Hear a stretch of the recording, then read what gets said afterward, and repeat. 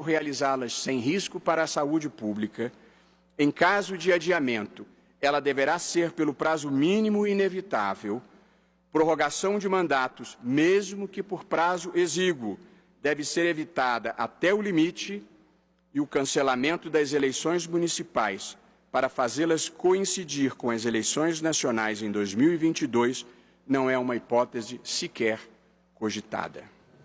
Fernando, o ministro Barroso não citou os ataques que o Supremo vem sofrendo, inclusive do presidente da República. Isso ele não fez. Mas o discurso dele, a gente percebe, tem uma espécie de menções indiretas, inclusive ao que foi dito na famosa reunião ministerial de 22 de abril, e ele aproveitou tudo isso para fazer uma defesa do respeito, do diálogo entre os poderes. Sim, Renata. Na reunião ministerial do dia 22 de abril, o ministro Weintraub disse, entre outras coisas, que por ele botaria vagabundos na cadeia, começando no STF. Hoje, o ministro Barroso disse que o Supremo não está livre de críticas, mas condenou o que chamou de ataques destrutivos. A democracia tem lugar para conservadores, liberais e progressistas. Nela, só não há lugar para a intolerância, para a desonestidade e para a violência. Temos 3 décadas de estabilidade institucional que resistiu a chuvas, vendavais e tempestades. Não há volta nesse caminho. Como qualquer instituição em uma democracia, o Supremo está sujeito à crítica pública e deve estar aberto ao sentimento da sociedade. Cabe lembrar, porém, que o ataque destrutivo às instituições, a pretexto de salvá-las, depurá-las ou expurgá-las, já nos trouxe 2 longas ditaduras na República. São feridas profundas da nossa história, que ninguém há de querer reabrir. Precisamos de denominadores comuns e patrióticos, pontes e não muros, diálogo em vez de confronto, razão pública no lugar das paixões extremadas. Luiz Roberto Barroso reforçou que a melhor arma para a população manter a conquista da democracia é a educação. A falta de educação produz vidas menos iluminadas, trabalhadores menos produtivos e um número limitado de pessoas capazes de pensar criativamente um país melhor e maior. A educação, mais que tudo, não pode ser capturada pela mediocridade, pela grosseria e por visões pré-iluministas do mundo. Precisamos armar o povo com educação, cultura e ciência. E hoje o Senado aprovou a convocação do ministro da Educação, Abraham Weintraub, para esclarecer o que foi dito na reunião ministerial. A data da audiência pública ainda não foi marcada, mas o comparecimento de Weintraub é obrigatório. Renata? Muito obrigada, Fernando. O Jornal da Globo fica por aqui. Outras notícias no Hora 1. E agora tem Conversa com Bial. Boa noite para você. Até amanhã.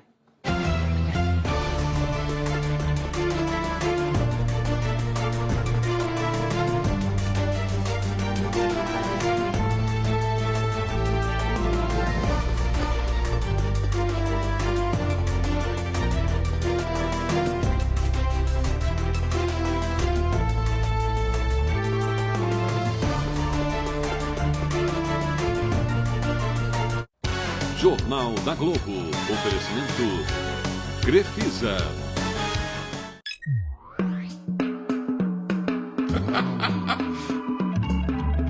Não, eu tenho que ligar um negócio aqui antes da gente começar. Olá, bem-vindos. Podem chegar. Como é que pode? Como é que pode a televisão brasileira fazer 70 anos se ele tem 82 anos de televisão brasileira? Pode. Pode, e assim é, porque não haveria TV no Brasil como a conhecemos se ele não tivesse nascido antes, nascido e sido embalado em lona de circo e cortina de teatro no escurinho do cinema.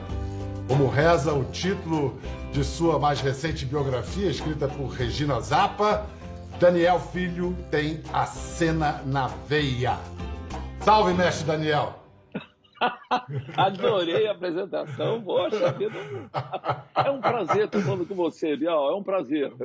Muito. E também é um prazer estar aqui estreando também junto com você essa nova modalidade de fazer TV.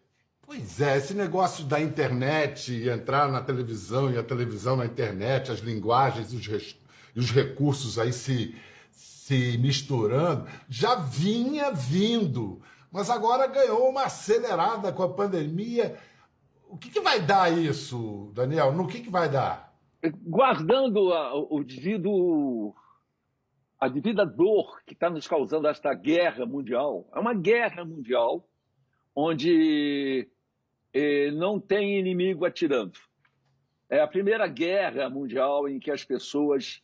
Porque agora a gente, na gripe espanhola, parecia que ela andava. Meus pais viveram a gripe espanhola, mas agora nós estamos vivendo uma guerra, porque é muita gente morrendo, sofrendo, e ainda a gente não sabe a consequência disso.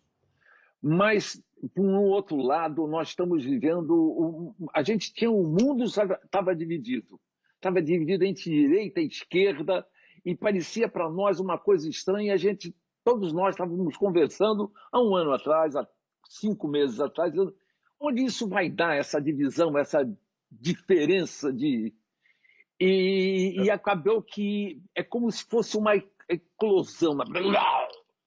E estamos todos aqui vivendo um pensamento, nos aproximando mais um do outro, telefonando para velhos amigos, bons amigos, preocupados não só com a sua família, mas como também com amigos que a gente sabe que estão sozinhos, que precisam de afeto, sem contar o que nós, num país como o nosso, um país de terceiro mundo, a gente está preocupado e vendo a possibilidade dos pobres morrerem. Mas isso é a parte absolutamente trágica desta guerra que nós estamos vivendo e que nós temos que defender, principalmente no Brasil, que a gente está vendo são as nações indígenas, os pobres, as pessoas que têm trabalho. É uma grande tragédia, uma tragédia de guerra. Mas estamos vivendo uma grande revolução, nós estávamos prontos para uma revolução no nosso ambiente, no cinema. Eu não conseguia exibir, eu tenho 3 filmes prontos e não conseguia, porque eu fiquei dizendo, aonde que passa o filme? Que tipo de filme passa aonde? Havia os cinemas eram lotados dos blockbusters, dos Adventures, o Capitão Marvel, não sei, e agora estava também uma briga entre a TV aberta e o streaming e o canal, e era coisa se misturando, e havia uma briga, e agora eu acho que está fazendo assim, está surgindo. E eu tenho a sensação, quando você fala que eu conheço a televisão, quando a gente começou a fazer televisão, o Bial, é uma coisa que eu também estava... A gente não sabia o que fazer com a televisão. A televisão chegou e ficamos todos olhando para aquelas câmeras e todo mundo pensando aqui no Brasil, o que a gente faz com isso? A gente faz rádio televisionado, a gente faz Foi o que a gente foi fazendo, programa de rádio televisionado, a gente foi fazendo programa de entrevista televisionado, a gente foi fazendo programa de humor, teleteatro, mas era mais teatro, até a gente começar a achar uma linguagem própria, até na própria novela, que era praticamente a mexicana, né? As novelas a gente chamava de novelas mexicanas.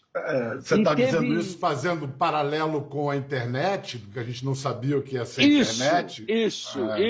O que me faz lembrar, me remete ao que você fez quando entrou na TV Globo. Você chegou na Globo, foi em 67, né? Boni te chamou. A gente tinha aqueles dramalhões cubanos, Glória Magadã, que eram desligados de qualquer realidade, não era nem só da realidade brasileira. Aí vocês fizeram aquela revolução. Qual foi? Tirar, levar para a rua, foram as externas, foi a Janete Claire. Tanta coisa. O que é que eu acho? Olha, sou ateu, não acredito em astrologia, mas existe a possibilidade de repente, de junto uma turma. Como? De onde? Como é que surge? Como é que de repente vem e tá? Então, a turma que surgiu no comando da Rede Globo naquele momento, várias coincidências. Primeiro, o Roberto Marinho, ele era focado no jornalismo. Então ele botou uns jovens, Walter Clark, o Walter Clark tinha 30 anos de idade. Vocês não tinham 30 anos, eu tinha 30 anos chegando. Eu tinha 27, 28, A outra coisa que era importante na época é que nós nos víamos sem parar. Nós estávamos sempre juntos. E não era uma coisa...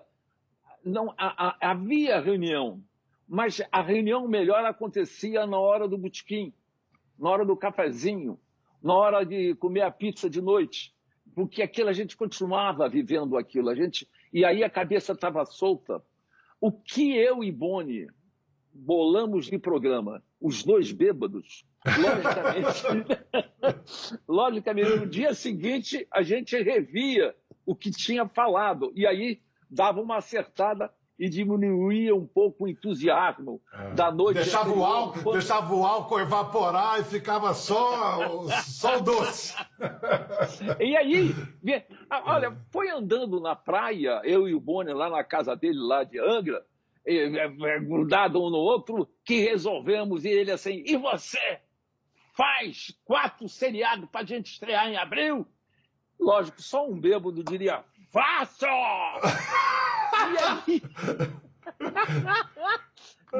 E aí, realmente, a gente já estava treinando. E aí veio junto plantão de polícia, Malu Mulher e carga pesada. Carga pesada. E eu disse, o quarto eu não consigo, vamos fazer o velho teatro. Aí fizemos o aplauso, né? Então, ou seja, o que eu estou dizendo é que era uma turma muito boa, com uma vontade muito grande de fazer uma televisão boa, brasileira, que falasse com o público brasileiro, que falasse personagens que tinham a ver com o Brasil. E, logicamente, estávamos fazendo isso sob uma censura muito grande.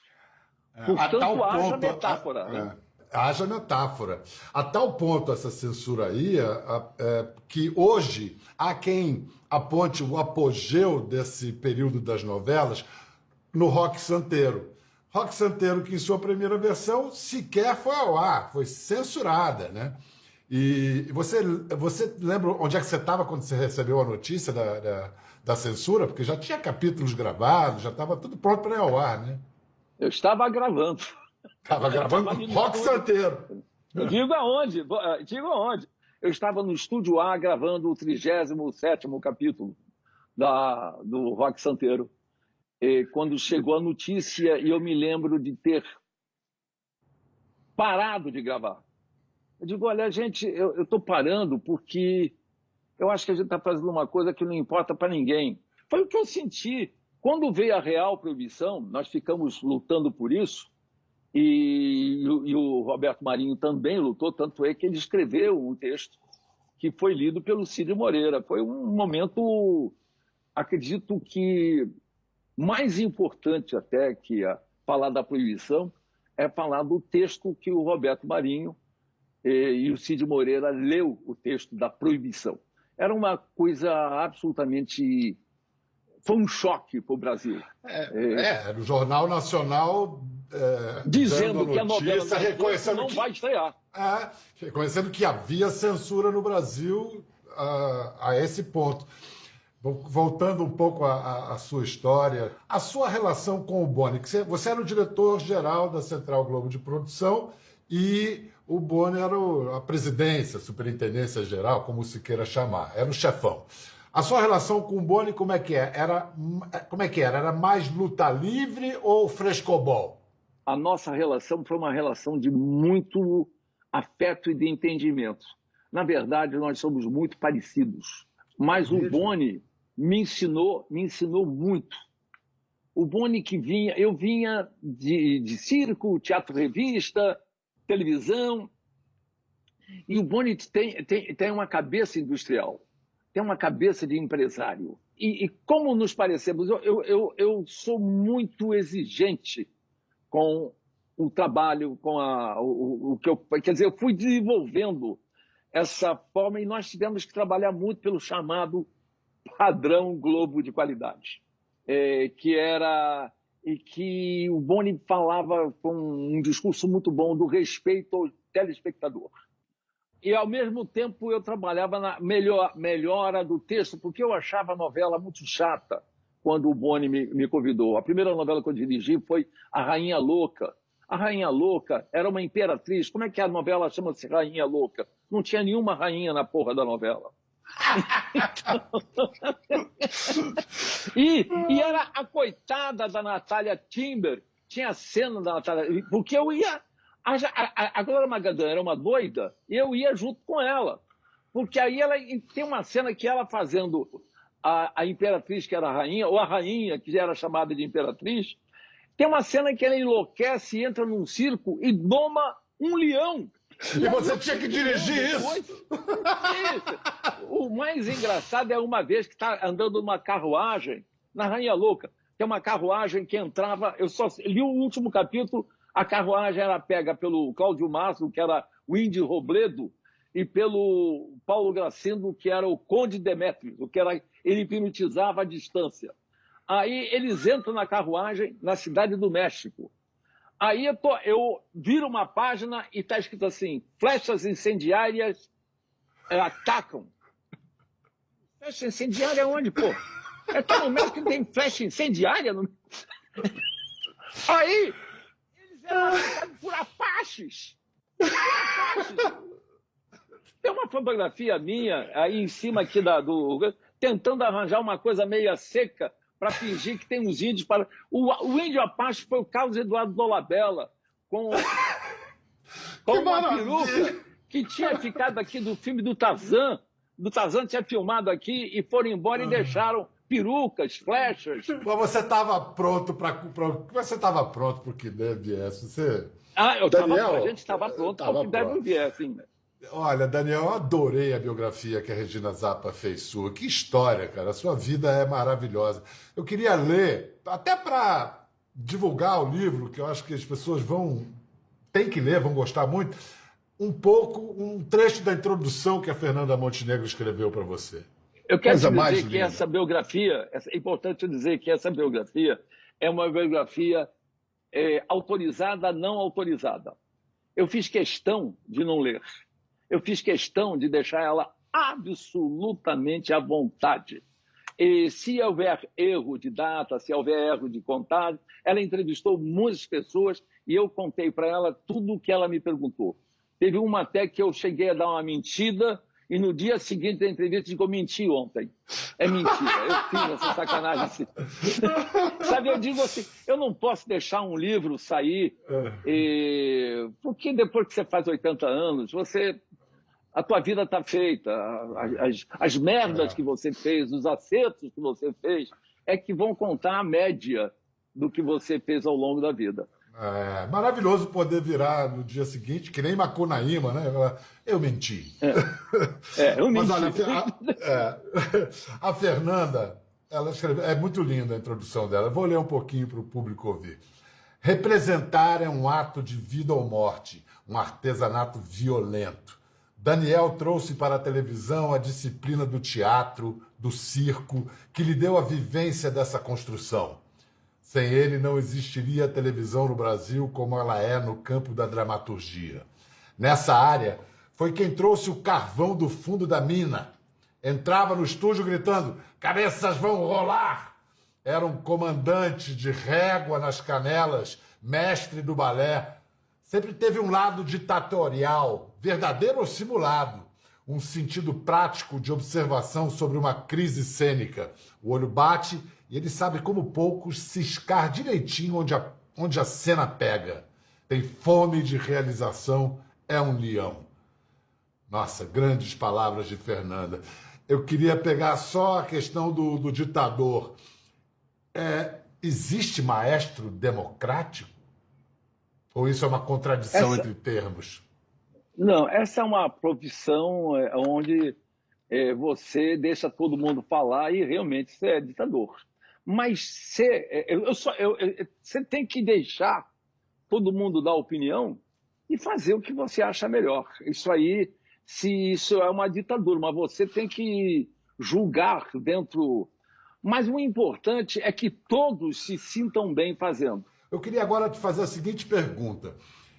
Com todo respeito a Leon Hirschman, Jabor, Neville de Almeida, ninguém filmou Nelson Rodrigues como você em A Vida Como Ela É.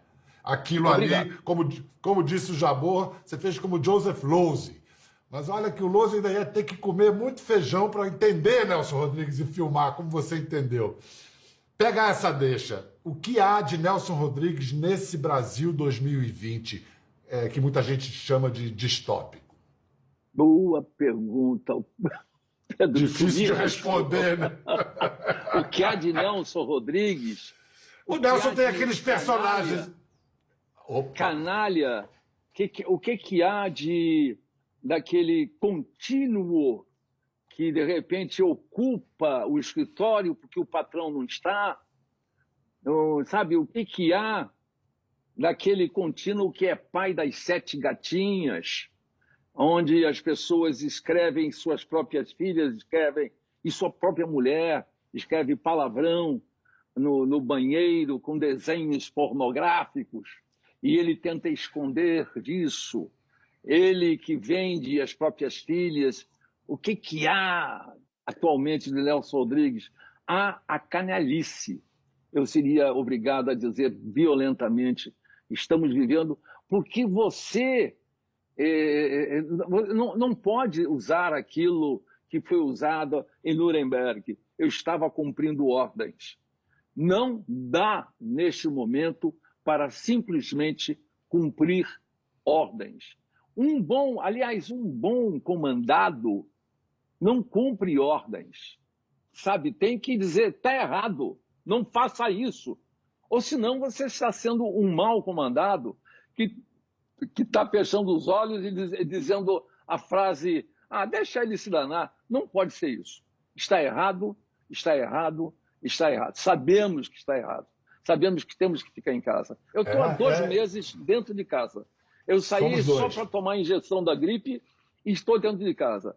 E olha, eu devo dizer que eu não me chateio dentro de casa. Eu estou me reencontrando, eu estou repensando mais minha vida, eu estou pensando mais o que eu fiz, eu estou vendo, estou lendo, ficando mais culto, entendendo melhor as pessoas, procurando ver que maneira eu posso ajudar, o que eu posso fazer, que devo fazer quando esta guerra parar, ou o que eu posso fazer para que a guerra pare. O mundo está se mexendo.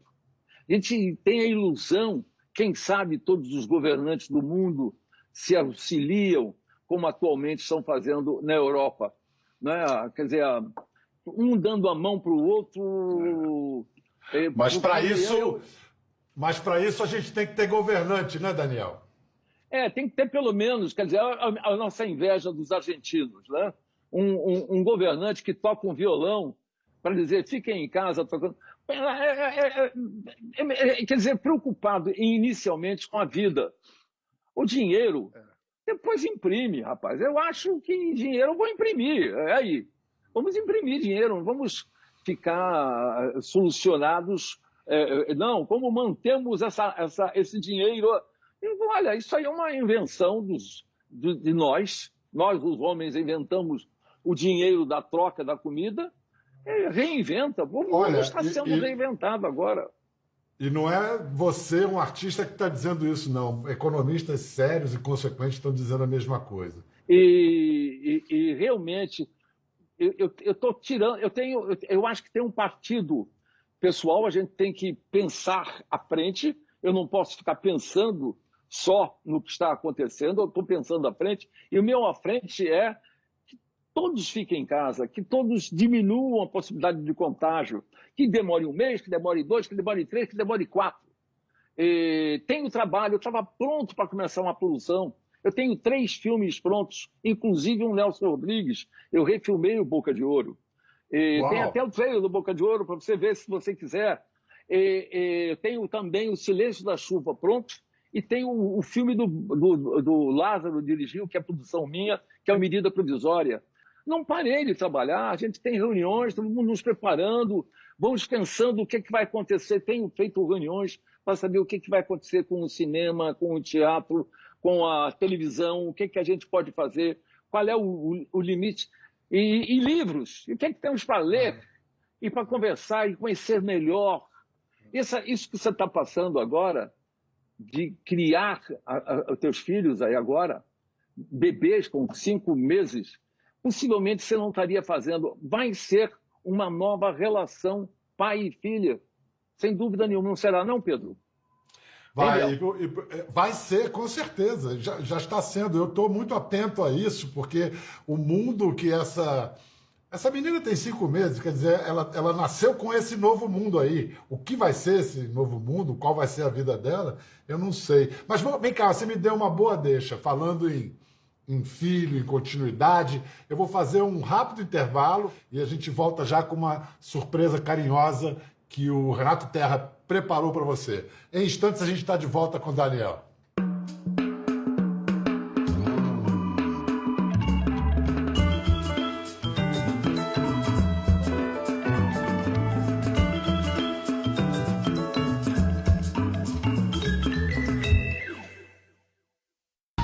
Amanhã, Amir vive um romance às escondidas com a melhor amiga da esposa. Mas esse caso pode acabar sendo revelado. Vocês são amigos faz tempo? Manda um beijo meu pra Nath. Enquanto isso, Nathalie testemunha o massacre a uma aldeia indígena na Amazônia e tenta salvar os sobreviventes. Peraí. Precisa parar um pouco. Claro. Calma. A Nathalie tá dentro da reserva com uma equipe de filmagem. Nosso pessoal cercou o perímetro e tá aguardando ordens. Se quiser, a gente resolve isso hoje. Amanhã, depois de Fina Estampa, Aruanas.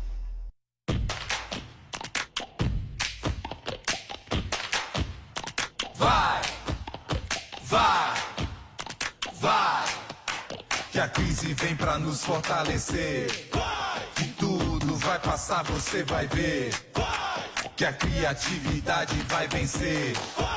Sacode a poeira, olha pra frente e vem fazer acontecer. Que o futuro é feito pra você. Que não tem medo de empreender. Que acredita que dá pra fazer. Que logo você vai se organizar, recuperar, vai empregar, reinventar, você vai ver. Projeto Vai. Vamos ativar o empreendedorismo com dicas, informações, inspirações e oportunidades para quem quer empreender. Vai. Com criatividade, dá pra fazer. Tá na Globo. Oferecimento Bradesco. Venda online sem maquininha e sem mensalidade. Na dúvida, não compartilhe. Confiança não é algo que se ganha da noite pro dia. É difícil a gente acreditar totalmente nas coisas que o desconhecido fala. Com fontes de informação, também deve ser assim. Receber um link com alguma coisa chocante ou absurda? Cheque. Sempre cheque. Tem alguma coisa de errado com o endereço? É de um site que você costuma acessar? Ou você nunca viu essa página antes? Precisamos suspeitar toda vez que recebemos informações estarrecedoras, principalmente em sites desconhecidos. Procure sempre um telefone ou endereço de contato e também aquela seção Quem